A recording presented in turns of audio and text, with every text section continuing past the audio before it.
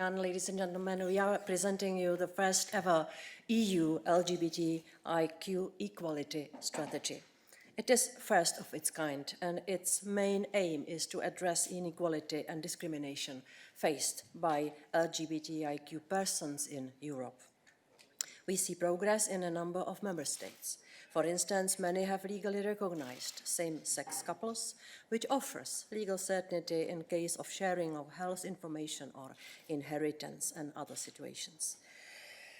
But we are also seeing some varying trends. Still today in the EU, more than 50% of LGBTIQ persons are almost never or rarely open about who they are. It means they are afraid to admit what they feel. They are afraid of the social stigma that comes with the coming out. In 2019, as many as 43% of LGBTIQ people felt discriminated against, as compared with 37% in 2012. Too many people cannot be themselves without fear of discrimination, exclusion, or violence. There is a worrying trend in Europe of incidents such as attacks on pride marches and the adoption of the so-called LGBTIQ ideology-free zone declarations.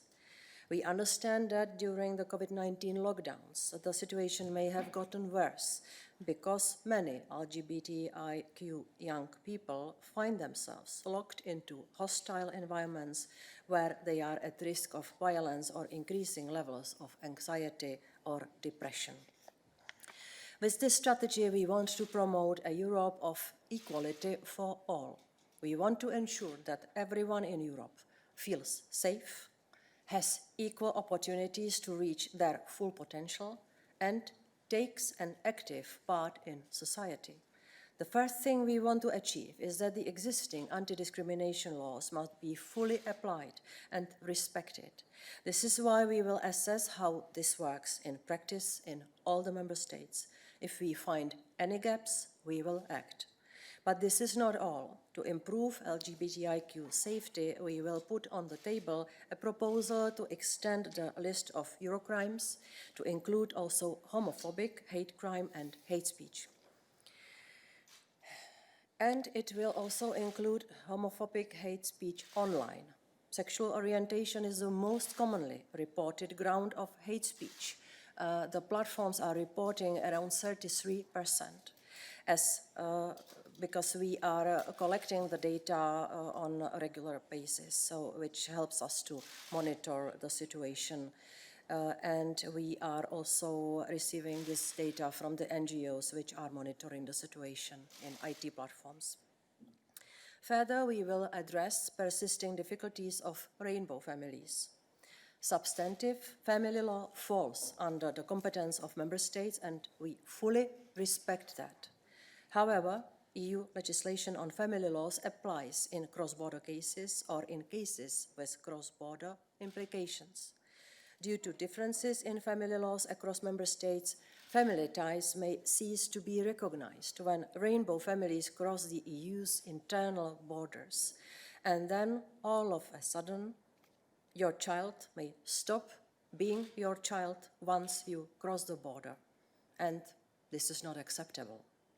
We will ensure the rigorous application of the EU family law in cross-border cases. And we will adopt proposals to ensure recognition of children-parent relations in cross-border situations, which will include rainbow families. And, ladies and gentlemen, this is not about ideology. This is not about being men or women. This is about love. There are only few elements of the strategy. Helena will give you more details. Let me just conclude by saying that this strategy is not against anyone. This does not put anyone on the pedestal, but it is about guaranteeing safety and non-discrimination for everyone. This is about Europe in the 21st century.